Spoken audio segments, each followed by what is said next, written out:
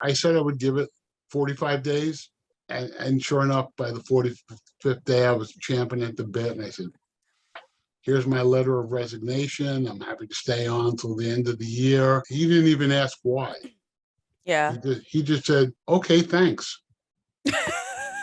Welcome to The Defense Never Rests with Morgan and Akins, your monthly dose of uncommon sense about all things legal and some that are not.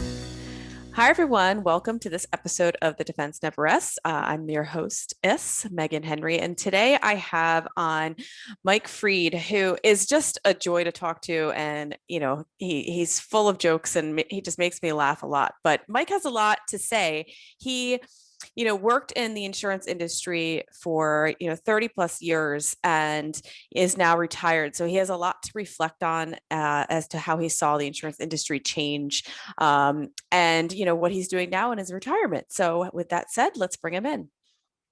Hi, Mike. Thanks for joining me this afternoon on The Defense Never Rests. How are you this afternoon? I'm doing well. Yeah. Well, I am so happy that you took some time to sit down with me. You've had a very long and interesting career in claims, and you're now retired, which, is even better for you. Yes. But I want to hear more about your career and now, what you're doing with your time now. So why don't we just jump in, because everyone has a different story to this. Some are similar, some are not. But how did you get into claims to begin with? Was this, did you have an uncle or a father that did it, or did you just fall into it as a career? I sort of fell into it. It was no one really, I went to all these on-campus interviews that they had at Brooklyn Law School, and I would say, and it's sort of the only on-campus interview that bore any fruit was Allstate Insurance Company. And, I did have other offers. I had actually an offer from F. Lee Bailey's law firm, but I understood from others who had been through that was basically, $20,000. I mean, again, we're talking $1984, things, that they paid people us. It was like 20 grand, and it was, it was like 18-hour days. Mm-hmm. Because you're in it for the experience of working with F. Lee Bailey. And I said, I don't really want to work with F. Lee Bailey all that much. And not 18 hours a day. Yeah. And, I sort of again, the reason I went to law school in the first place was, again, when I went, it was so cheap that mom and dad said, before I was graduating college, if you want to go to law school, we'll pay for it. Mm-hmm. And again, Brooklyn Law School was like $4,000 a year. Wow. They said, we'll pay for it. Otherwise you got to go get a job. And so I went into, I got a law degree just to put off the inevitable working. Sure. For another 3 years. Why not? And so then, just because of that laziness, I sort of got sucked into insurance. And, I sort of stayed there. My first gig was as a paralegal for an insurance subrogation law firm. Okay. And, they actually, I helped them on the subrogation stuff and the defense stuff that they did. When they offered me a job, I said, well, can I work with Walter on the defense stuff? And they said, no, we want you on the subrogation stuff. And I said, no, I don't want to handle the subrogation stuff. And so I wound up taking the job at Allstate. And, from there, I moved to the home insurance company, which was a nice company way back when. And Then they got taken over, by the Vic brothers, or they were about to be taken over. And I always knew that the home insurance company there was always like 10% layoffs, Mm-hmm.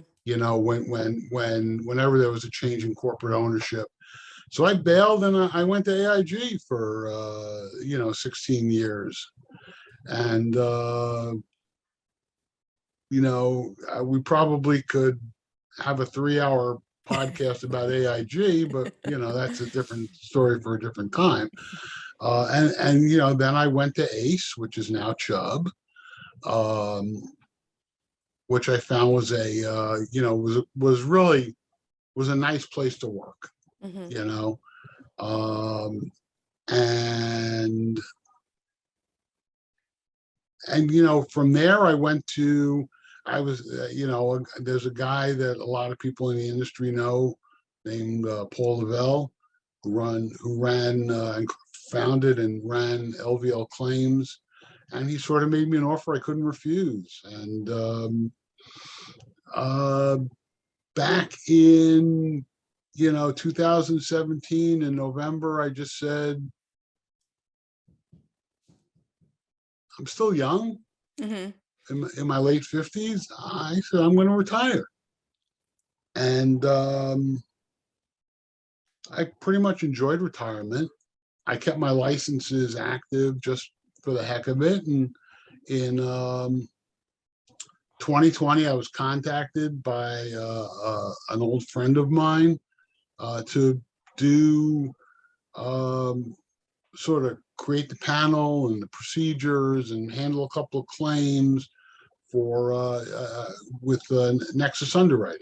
Mm-hmm. And I did that. I did that for 10 months. And then when it came to December of 2020, I said, I've had enough of claims, Mm-hmm. So I just, it turned out to be more of a claims job than, procedural and oversight. And I just had, after 40 years of claims, I just said, enough is enough. No, it wasn't, and I actually had planned to get into this a little bit later, but was it difficult to walk away, or at that point had you just had enough that you were you were ready, you were good with your decision? I was like Popeye, so I can stand, I can't stand no more, No, I was ready to walk away. LVL was great as a standalone organization. Then they got taken over by Allied World, and I was not really enamored with the I'd always told my wife that Paul Lavelle was going to be my last boss.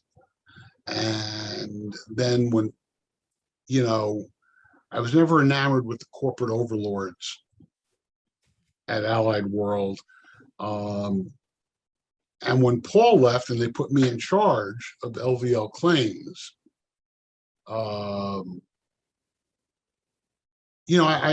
said I would give it 45 days. And sure enough, by the 45th day, I was champing at the bit. And I said, here's my, I went up to the guy I reported to. I said, here's my letter of resignation. I'm happy to stay on until the end of the year. And this guy said, he didn't even ask why. Yeah. He just said, okay, thanks.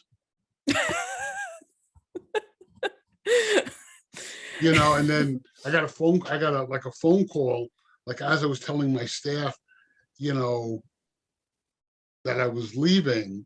It was like ringing, it rang. Okay, it hung up, no message. Rang again 3 minutes later. No, like I'm talking to my staff, and like finally he called back and he said, why? And I said, this is why. So, I really, it was time for me. Yeah. It was time for me. And you had already retired earlier, and maybe you weren't ready at the first time. And then no, this was the first time I retired. this is the first time. Okay. This was the first time I retired. The second time, I think, again, it was tailored to be a short-term gig with a potential right of going further, and I just decided not to go further because, like I said,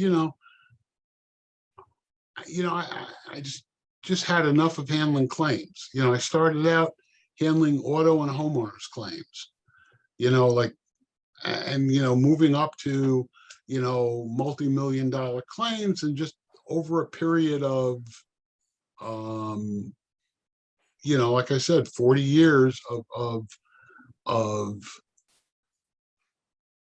with all the changes I perceive, being the dinosaur that I am, and really not being an agent of change or being resistant to change, I just thought it was, since I was financially able to retire, I just said, time to pull the plug.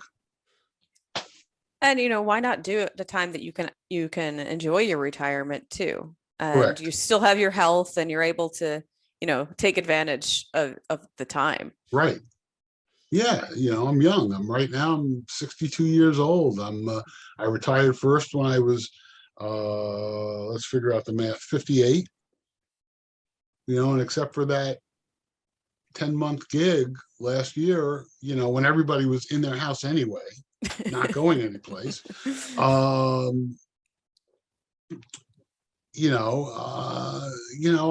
pretty much been retired since I'm 58.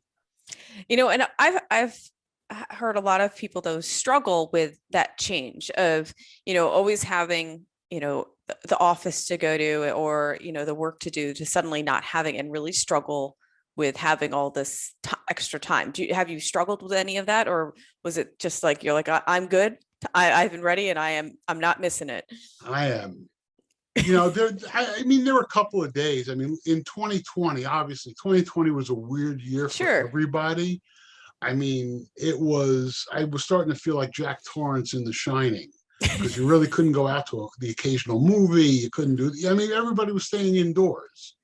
Okay. So, but for the most part, I would find myself, I was an avid reader. I would go read a book, and while listening to music, on my, I have tons of music on my computer, and I have Spotify, and I have Amazon Music. So I would read books, as many of my friends know. I'm an avid movie watcher, and it was usually the type of thing where, like, right after Jeopardy, I would start watching movies and watch movies until like 3 o'clock in the morning. So, again, and then I go to sleep and I wake up late. And so, I'm not a person, there's a lot of people there who need to constantly be doing stuff. I'm not one of those people. I take after my dad.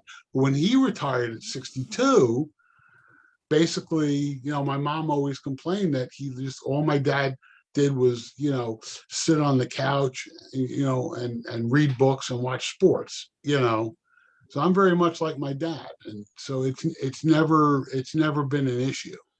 Yeah. Well, and good for you then. I see my father-in-law, when he retired, he, was able to walk away, but then like still couldn't just like kick it. Like he still does some consulting type stuff on the side, but is also content, doing crossword puzzles during the day, Right. and not, feeling the need to be busy all the time. And I don't say this as an advertisement, but if someone were to contact, if there was a startup that wanted to say, look, Mike, this is what we need. We need somebody to put together a panel. Mm-hmm. Okay. Because we need, I'd be happy to sort of spend a couple hours every day, trying to, over like a 6-month period, of putting together a panel for the particular firm. Right. Because a lot of that's my expertise. I know and again, being a crusty sort, okay, I've never measured a law firm based upon the number of lunches they take me to, or the, or tickets that are offered. I've always gravitated toward law firms that have made my life as a claims person easier on the claims. And so, again, if someone contacted me for that's something I would consider doing. But, just like you said, handling, if it was a choice between like laying on my couch all day, staring at my navel, or handling claims, I would be contemplating my navel. Well, I do like how you brought up the point of what you look for in counsel, because I do feel like there's like, or I would say pre-2020, there was this grind to have to, at least I feel like on the attorney side, like you have to fly out here and have lunch with this person, have dinner with this person. And I feel like when we were all forced to stay home, it actually forced people to develop and maintain more meaningful relationships and really focus on what's important, which is the actual work. I don't know what you can, I love having dinner or drinks or lunches with someone just as much as the next person, but I really feel like you get more out of the relationship as you work together and you show them what you can do for them. I agree. In terms of the issue of panel firms, again, I go back to the issue of the firms that make my life easier as a claims person are the ones I gravitate to. There's always, I'd rather pay a law firm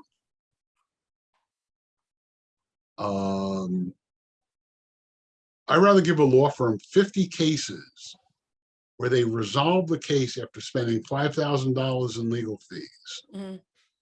Okay, then pay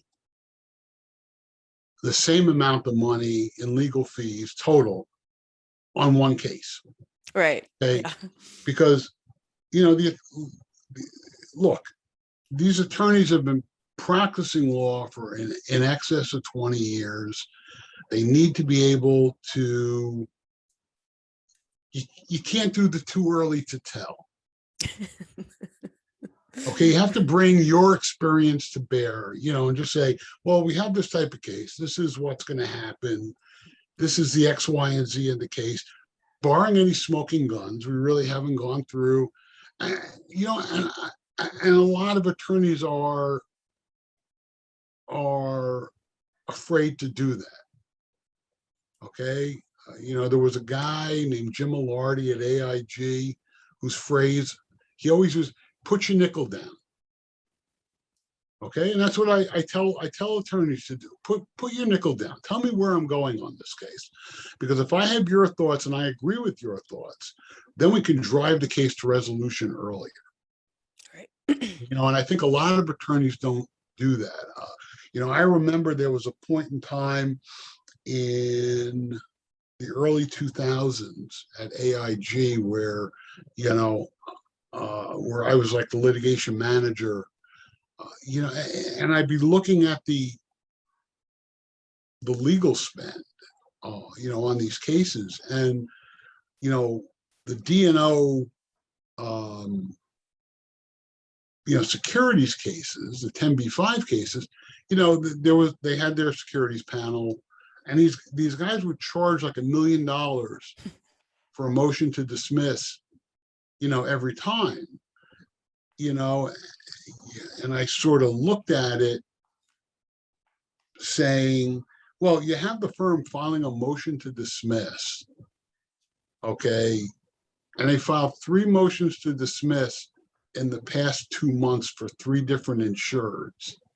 Like, I've looked at these, they're not that different. Why are they charging $1 million per case? And I always got resistance from the D&O side, these are all the big white shoe firms and who I did not use, I did not like. You know, and you know, I did not create this phrase, but one of my compatriots in the early 90s, you know, referred to particular law firms, not all law firms, as bandits with law books, you know, and you know, I mentioned no names of any firms, you know, I would not do that. But you know, I just think, you know, I think the law firms that will survive, especially with guys like me, are the law firms that are going to make things easier for the claims person. Because there's one, if there's one thing that's been axiomatic over, you know, since the first prehistoric claims office was open, is that claims people hate surprises. Sure. Okay. And the law firms that will surprise us with something, look, they may have been surprised, but if they let us know, look, this just happened, we didn't, for, you know, the insurer said there were no documents, and all of a sudden we did a deep dig and we found this smoking gun document. Okay, you know, that happens. But claims people do hate surprises, and the firms that either have no surprises for us or minimize the surprises are the ones that are going to survive. Yeah, I mean, and typically in a case, there aren't that many surprises that are really going to derail a case that much. You can pretty much anticipate most that's going to come your way. Of course, there's that time. There is always something that could happen, but typically speaking, if you are doing what you're supposed to be doing, you're not going to be surprised with something that's that detrimental. Now, that's not to say you're not going to have some witness that you've prepped for hours that suddenly, you know, they say something cockamamie or, you know, that happens. But that happens. That happens. That's just, you know, that's you know, that's you know, you do the face palm and you move on. Yeah. But we have this discussion in my office a lot about, you know, being able to like call it early rather than check the boxes. Because, you know, maybe you don't need to take depositions in this case. You know, maybe you don't need all those sets of interrogatories. You could probably, you know, honestly, I mean, when you get responses to interrogatories, they generally don't say much. They really don't say much. And again, to that point, the law firms I gravitate away from. Can you gravitate away from somebody? The law firms I move, I think you have to gravitate toward. You repel away. Right. Are the ones that basically send out, you know, say, we need to depose everybody. And they give you this whole list. And, you know, I understand that we may have a list of witnesses that may come up at trial, but okay, take the first 3 depositions during the discovery period, get them done. Do they implicate anybody else in the process? If so, let's notice their deposition. Because at some point you get lower and lower down the chain, and you're basically interviewing like a company's like records custodian, right, who was not involved with the plaintiff. So, you know, and the firms that do things logically are the ones that, again, I think will you know, will survive in a Darwinian world. Yeah. And on that point about depositions, you really need to think before you decide you want to depose it. Why do I want to depose this person? Correct. And what am I looking to get out of it? You know, am I just deposing because the other witness mentioned their name and they, you know, worked on that day? Well, maybe I don't need them. Did I already get the information that I'm hoping to get from somebody else? Like, is it absolutely necessary? Do I note it as a possible trial witness? Sure. But for this, at this time, do I really need it? You have to really think about it. Like sometimes it's not every stone must be overturned. You know, you could probably get there without, you know, doing that. Now there's cases that might be that you might have to do that, but it's not every single case. Right. I agree. So, you know, having been in, well, actually, you graduated from law school and jumped right into claims. Do you wish that you had, that traditional law firm experience before you went into claims? Or are you happy that you made just that jump immediately? No, you know what? I'm sort of happy I made that jump immediately because I did have one small stint in in between Allstate and the home insurance company at a labor consulting firm. And, it wasn't a law firm because one of the partners was not a lawyer, but it was a labor management consulting firm. And while I enjoyed it, to me, it was a drag. And I was a father really young. Okay, my oldest son was born right before I started studying for the bar exam. Oh. And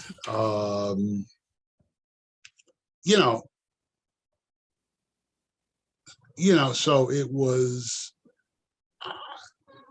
and I like to consider myself a family guy, and it gave me the opportunity to once I finished studying for the bar exam, to see my children. Mm-hmm. Or see my son, and then the second one rolled around. I was still in insurance, and so I like that, and again, I took the 7, again, so I would take the same train every morning, same Long Island Railroad train every morning. I take the same Long Island Railroad train every night, and I see all these other people who would, and I'm saying to myself, man, they're getting older, but I'm not, but I did not mind jumping, in retrospect. If I had to do it all over again, I would have gone to film school. But in retrospect, having gone to law school, I don't mind. I don't miss having the law firm experience, especially seeing what I've seen and speaking to some associates along the way who've become good friends, that, it's not LA law, it's not what's on TV. No, not at all. Not even close. Right. So I really have no regrets looking back of being, in an insurance company in a claims role, instead of utilizing my my law degree, which I stopped paying the biannual fee and declared myself, I think over 20 years ago, maybe even 25 years ago, I declared myself retired from the practice of law. Yeah. And you probably didn't even need to carry it on that long. Yeah, no, I kept it for about 11 years before I declared myself retired from the practice of law, and just in case. And and they said, if you ever want to come back and practice law, you just got to pay the fee. So absolutely no regrets. And during your tenure in these insurance companies, how did you witness the insurance industry change over time? I think it's going to boil down to I think it's going to boil down to one word. Okay. And that word is computers. Mm. Okay. When I was when I was at Allstate, okay, the only people who had computers were the support staff and the people who were taking the first reports, okay, and who were setting up appointments for auto inspections. Mm-hmm. And those are the only people who had computers. Because as a liability adjuster, I didn't even have a cubicle. I had a steel case desk pushed up against another steel case desk. Okay. Which sort of led to, these space wars. There'd be the guy, like if my files pushed over onto his desk a little bit more, every morning he would come in and push my files off of his desk onto my desk. That was the biggest confrontation we'd have. At the home insurance company as well, in the 80s, we did not have computers.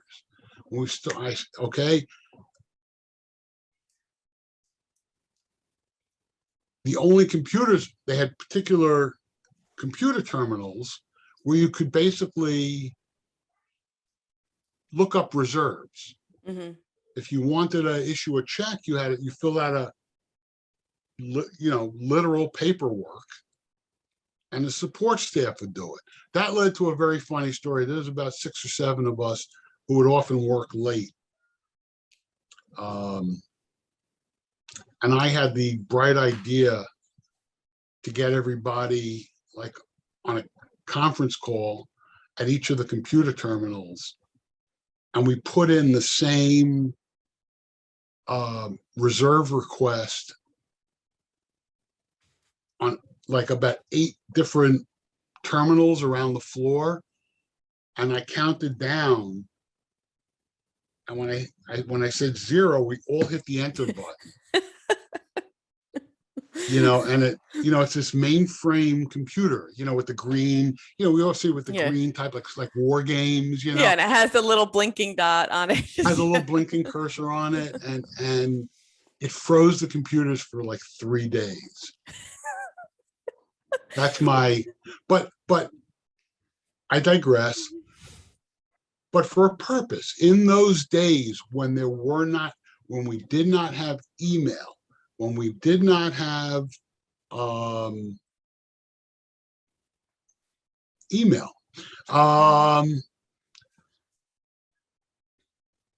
there wasn't that there was a lack. Well, there was always an immediacy to claims. If you got a letter in, you had to respond to it, and we would respond to it. And,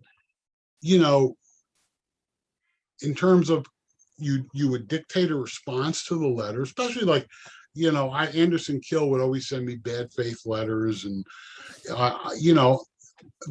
those had to be responded to as soon as you got them. Mm-hmm. And of course, back in the day, those letters, you'd always start your response letter with, "Thank you for your letter of June 1st, which was received in our office on Right. July 12th. Okay, so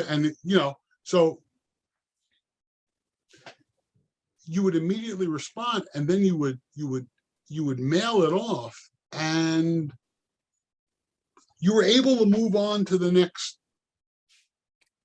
file on your desk or the next piece of mail on your desk, and you were able to move the process along. Nowadays, I handled a lot of big dollar claims when I was at the home insurance company. I would always get requests from like the guy who was in charge of worldwide claims at the home insurance company, a gentleman by the name of John Hilton, great guy, and I would get this, long email asking lots of questions, to which I would respond. And again, he's in the same building, so we have somebody hand deliver the memo, and it could be a week, it could be 2 weeks, it could be 3 weeks before if I ever even got a response. Mm-hmm. Okay, so you send your letter out, you're able to move on. Nowadays with email, you can send something out, and you're working on something else, and then you get from any number, from either the broker or the insured, policyholder counsel, you you're a stupid idiot, you've done this wrong, and blah, blah, blah, blah, blah, blah, blah. And all of a sudden everything becomes like, this horribly urgent action. And I'm not looking to I'm not looking to minimize insured's concerns. Okay, because first and foremost, claims is a customer service oriented business. But I think that the advent of email, while making communication easier, I think has made communication more onerous as well. Okay, because you wind up having the situations where you get an email at 9 a.m. in the morning expecting a detailed response Right. by 4 p.m. I mean, sometimes that's just, and it's a drop everything approach, which is, and it prevents one from providing the what I was brought up with, the studious approach, the analytical studious approach. Then so that's, and I'm not saying we didn't have that before, because sometimes in the olden days before computers, you would get blindsided by telephone calls. Yeah. But now people don't even want to talk on the phone.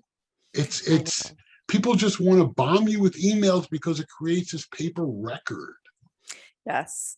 And I found, at least in my practice, sometimes you have counsel who they act like tough guys on email. They have to write this like long scathing email, and then you get them on the phone and they're perfectly fine. Yes. But the email's there to protect them, to show their client, well, look, this is why you're paying me. I'm being a real tough guy. And that stuff gets under my skin, because also I'm like, we could probably work anything out on the phone, and there's no need to fight about any of this, Yeah. I mean, I've been deposed over 100 times because at AIG when I handled the bad faith cases, I was also the 30B6 witness. But I remember a case I had for ACE where we were, it seemed that our constant adversary was Reed Smith. And, I had some guy, well, actually I know who it was, but I'm not gonna mention his name, because actually we've become a little friendly now that the Peloponnesian Wars have ended. He said to me, he showed me an email, and it had the subject line of the name of the case. It was to my boss, Rich, and it said, you want to go to lunch today? And I said, sure, let's go to X, Y, and and he goes, why was this included why was this produced? And I said, because if it wasn't produced, you'd be running to the judge for sanctions. Mm-hmm. And he was like, you're absolutely right. And he understood the the stupidity of the of the adversarial proceeding. Right. But now, like, again, with email, you first of all, you have people who ask, they don't know what they want. So they ask one question to which you respond. Then they follow up with another question to which you respond. And then they follow up with another, like, can we just, like, if we did a 10-minute phone call, this would be like so much better. But people don't, it's like kids who just text with each other. They don't even, they have iPhones that don't even need phone capability because they're texting with each other. I mean, Yeah. but pick up the phone, talk, and everything is a lot better. And I think that the technology, while I think in some respects, technology has transformed the industry for the better, I think has made, I don't want to just say the industry. I want to include everything, Sure. including insureds who are not technically in the industry. I just think it's made things a little bit less interpersonal. Yeah. And if you think about it too, if even outside like losing the phone calls and developing those relationships and talking to people, like you were saying when you started out and your kids were young and you would take the train home, take the train in at X time, take the train home at Y time, and then you'd have time to be with your kids. Now that everything is so easily and readily available, I think it makes it that much more difficult to create a dividing line. Be like, okay, now I'm home. I'm putting the phone away. This can wait. But then, okay, a lot of people, you put it away for like, say like 6 to 9, and then you check emails before bed, and you probably didn't do that then. You came home from work and you were home, and that was your Well, time to be home. also, back when we didn't have remote access. Right. We didn't have Blackberries. We didn't have these. I mean, I remember once I was given a Palm Pilot to test out, and I'm going like, this is a piece of garbage. I mean, it doesn't work unless you like plug it into your computer at work. So it really doesn't help. It's not getting emails over the airwaves. And the only benefit was they said they could, you could keep it though. So,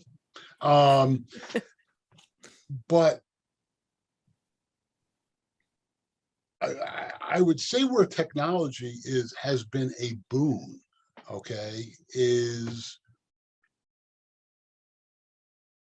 look, if there was a pandemic back in 1986, Yeah. What would have happened? First of all, I think the insurance industry would have crumbled, okay, because you would either force people to come into work with, whatever hazmat suits. Hazmat suits, I mean, people that's what they would have had to come in with. They would have had to come in with like hazmat suits and, because there was no way we had paper files. There was no way to handle the work, away from the office. And I remember going to mediations, you had to make a copy of the pertinent documents and you put it in. You didn't take the file with you because you didn't want to lose that. So you made copies of the pertinent documents. And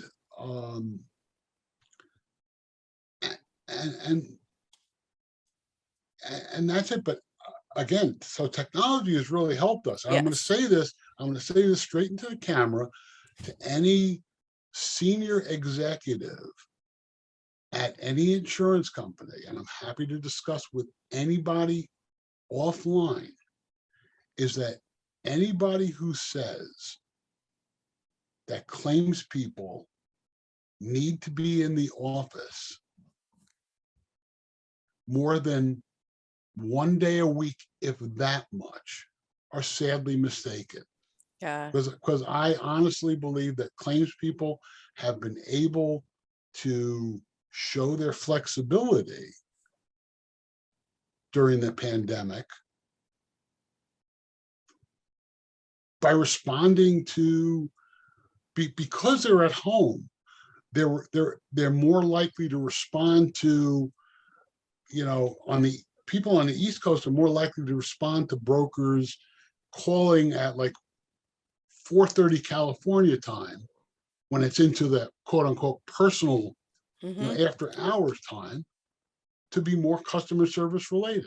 So I don't think, so technology from that perspective has been good, but it's been used for evil purposes as well. I mean, there's a company out there that, and I'm not going to mention the name of the company, but just based on anecdotal evidence, they're more concerned about making sure that there's a substantial diary note every 90 days in the file, rather than the file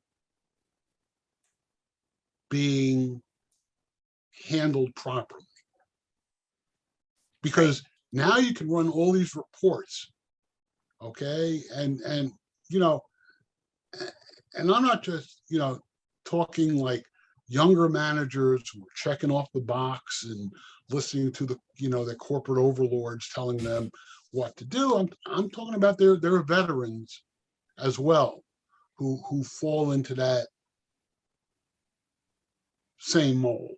Okay. And, I was always a guy that, well, look, I've been in this particular billet for 2 years now, and nothing's ever exploded. My people are handling their cases, or when I talk to them. And again, when I was a claims handler, as opposed to a manager, if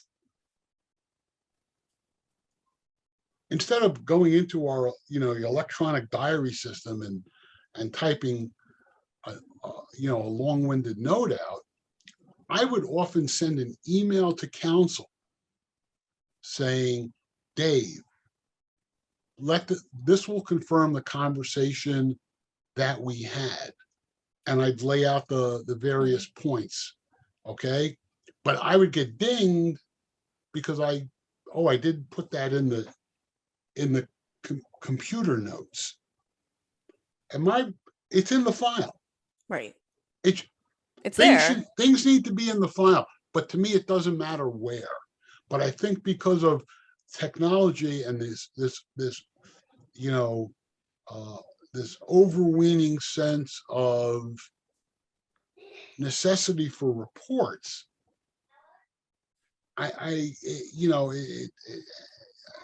and the fastidious need to make sure, nothing shows up on a report. I think we overlook what is really important in the claims business, which is the actual handling of claims. Well, and it's kind of similar to the attorney just doing the checking the boxes and doing the tasks, because that's what, there's just kicking the can down the road versus sitting back and evaluating and saying, what really needs to happen in this case? This is where our goal, this is our exit strategy. What steps do I need to take to get us to this exit strategy? And it's not just taking the steps because they're available. You take the ones that really matter, or they're going to really get you to your result. It's, and in that situation too, with when you have counsel and a claims together, a lot of times it's the attorney's job to make sure they're emailing their claims adjuster saying this is where they are. So then that claims adjuster can take that update and have it be in their file. So the onus is not on the claims adjuster to create the diary entry. It's already created for them by their counsel saying this is where we are. So their file is updated. At least that's how I look at it. I was like, my communications to you are your updates to your file. You shouldn't have to ask me for them. That's exactly how it should be. So we're getting close to the end of our time, and I there was a few things I definitely wanted to make sure I touched on with you, and you already brought it up, but I was going to ask you, what else would you do if you didn't do this? And you'd mentioned you'd go into film, but I want to touch on that because I know from talking to you, I know you're a big movie guy. So what is it about the film industry that interests you so much? Is it just the storylines or creating the storylines, or what is it? I just enjoy movies. I think they're a nice escape from reality. I've always wanted to be able to make one. I've written 2 novels, neither of which I have been published. I was like, plug your novels, please. And well, no, they haven't even been self-published. again, because technology, I'm sort of scared how to go in there. I had a friend of mine talk me through the process. Yeah. I have some formatting I need to do with the first novel, but I'm hopefully by the end of the year I will self-publish the first novel I've written. I sort of find myself a creative Yeah. type. I've always wanted to be creative in my, disclaimer letters. I mean, the one joke I keep to myself, but is just, oftentimes there are multiple bases for disclaimer on a case. So you do the first one, you do the most solid one first.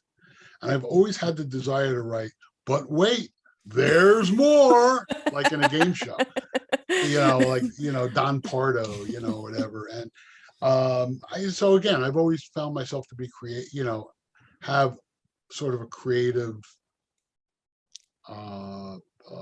streak to myself. Yeah. And again, I always wanted to explore that, but again, back in the late 70s or the early 80s, it was, and people may say, okay, boomer to this, but I don't really care. It was like, you settle down, you have a family, you get a good steady job and that's, the film industry was not what you consider to be a real steady employment. So I went with the desk job. Well, yeah, there's certainly a great amount of risk in going into the film industry, obviously, Obviously. But now that you are in your retirement, why not? I mean, now is the time to, explore that creative outlook. What do you have to lose? Yeah, you're probably right. It's just a matter of writing and getting an agent and all of that. Yeah. So, you've mentioned movies a bit. Like, is there any movie that, and I asked this to a lot of guests as well, that no matter, what you're doing, if it's on, you'll sit down and watch it? Yeah. There are actually 3 movies that if they're on, I will watch them. The first one is Lawrence of Arabia, which to me is, despite the fact that it's nearly 4 hours long, I think it's the greatest movie ever made. Okay, I can watch it. I've seen it so many times. Like, I can come into the middle. I know what's happened. The other movie that I will watch anytime it's on is actually 2 of them are Blazing Saddles and Caddyshack. Okay, which to me are 2 classic comedies. And what was going to be the third, but is now the 4th movie that if it's on, and I don't know why I have this, maybe is Legally Blonde. You aren't the first person to say that movie. I'll tell you that. Because I just, it's a cute movie, but the cross-examination of the pool boy, yes, is to me just one of the greatest, is to me one of the greatest legal comedy things that I've seen on screen. So so those are the ones that if they're on, I'll watch them. Well, I would agree with Legally Blonde. I can't say I have seen Lawrence of Arabia, but not in quite some time. I think I had to watch it in college as part of a music and film class, I believe. But Anybody who hasn't seen it, see it, and if you can see it on the big screen, see it on the big screen.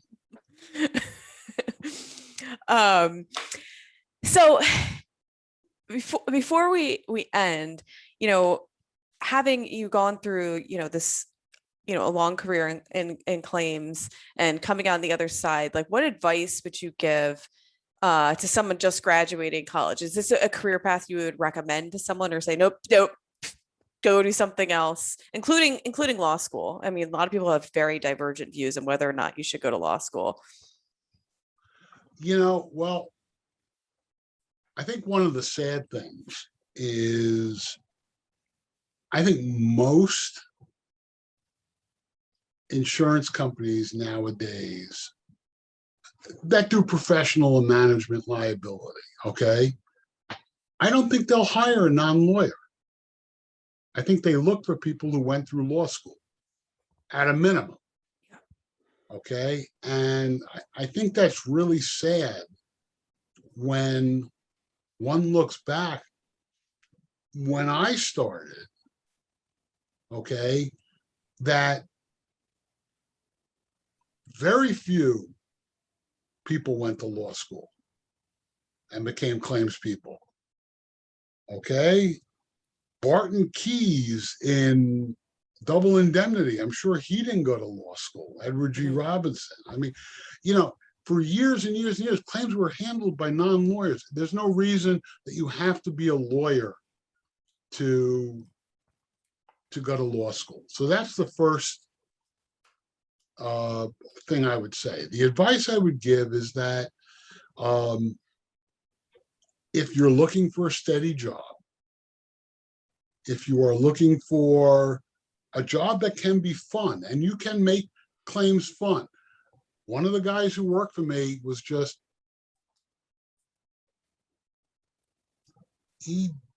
is years ago. I mean, he was like right out of college. He couldn't stand claims. And I just said, okay, this is what I'm going to do. I have this claim in here. Okay.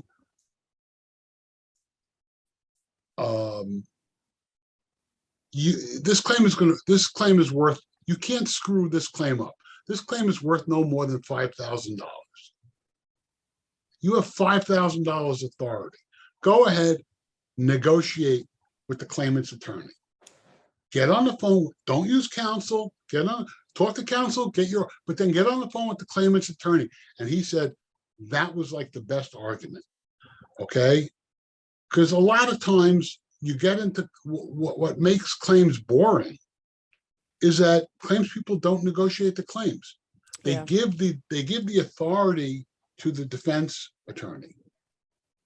And then the defense attorney reports back, and then they say, now, if you're giving authority to the defense attorney, you're not negotiating. If you enjoy going back and forth with people and are committed to doing that, then I think you can have a fun career in claims. Yeah. I mean, there are things that, like with any career, there are things that are going to be a drag. They do call it work and not play for a reason. Right. Okay. There are things that we don't like doing in any job, but there are ways that you can make the job much more palatable. Yeah. It's like find what drives you in that, and that can be what's fun about your job. Like this for me is one of the most fun things about my job, outside of handling cases, which can be fun but does have its drags.